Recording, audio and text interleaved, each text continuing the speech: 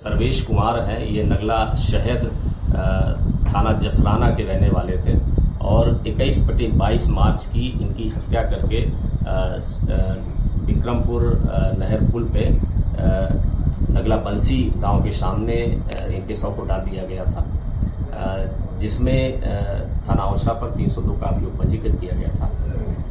घटना की गंभीरता को देखते हुए इसमें 3 टीमों का गठन किया गया था, जिसमें हमारे स्वाट प्रभारी, सर्विलांस प्रभारी और प्रभारी निरीक्षक औसा ने मिल करके 3 लोगों को गिरफ्तार किया है। इसमें एक मुख्य आरोपी जो अनिल है, दूसरा रोहित है और तीसरा जो मृतक है उसकी पत्नी सुषमा। इन तीनों ने पूरी घटना को स्वीकार करते हुए बताया है कि जो अनिल था मुख्य आरोपी वो और जो मृतक सर्वेश है, ये दोनों एक फैक्ट्री में नौकरी करते थे गुड़गांव में, जहां पर मृतक सर्वेश अपने परिवार को, अपनी पत्नी को भी ले गया था। वहां पर ये आरोपी अनिल बगल के कमरे में ही रहता था और इसका घर आना जाना था, जिससे उसकी पत्नी से नज़दीकियां बढ़ी और अवैध संबंध स्थापित हो गए। और इसके बाद वो फैक्ट्री पे नौकरी छोड़ करके सर्वेश अपने गांव आ गए अपने बच्चों के साथ, लेकिन उसकी पत्नी से लगातार बातचीत होती रही।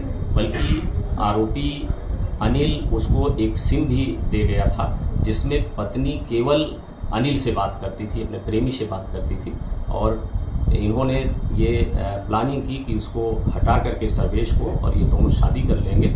और इसी उस पर इन्होंने प्लानिंग के तहत, जिसमें उसकी पत्नी शामिल थी, अनिल ने एक और अपने रिश्तेदार रोहित को साथ में लिया और इसको शराब पिलाया। शराब पिलाने के बाद इसको जहां पर घटना किया वहां ले गए और जो ईंट है उससे कुचल करके उसकी हत्या कर दी।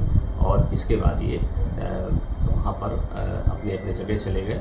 और घटना के करने के बाद ये कहीं पर कोई इस तरह का एविडेंस नहीं मिल रहा था जिससे ये कोई उसका मोटिव समझ में आए, क्योंकि ये पत्नी किसी और पे आरोप लगा रही थी। लेकिन ये तकनीकी विश्लेषण के बाद ये बहुत ही एक बड़ा टास्क था, जिसमें खुद उसकी पत्नी इसमें इन्वॉल्व थी और पूरी तरह से उसने घटना को ये स्वीकार किया है कि उसने अवैध संबंधों के चलते ये हत्या उसने करवाई है और इन तीनों को गिरफ्तार करके जेल